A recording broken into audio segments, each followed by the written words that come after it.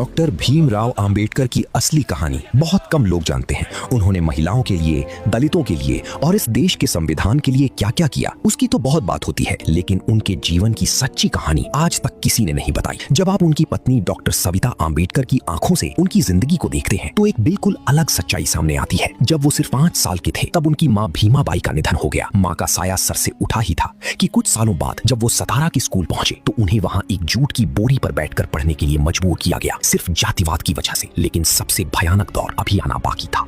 1921 से 1925 के बीच सिर्फ 4 साल में उन्होंने अपने 3 बेटे, 1 बेटी और अपने बड़े भाई को खो दिया। राजरत्न उनका आखिरी और सबसे लाडला बेटा था, उसको भी खो दिया। लेकिन वो रुके नहीं। अपने निजी दुख को कभी अपनी ताकत बनने से नहीं रोका। अपनी पत्नी की अंतिम यात्रा के कुछ ही महीनों बाद उन्होंने धर्म परिवर्तन की बात कही और दलित आंदोलन की पूरी दिशा बदल दी।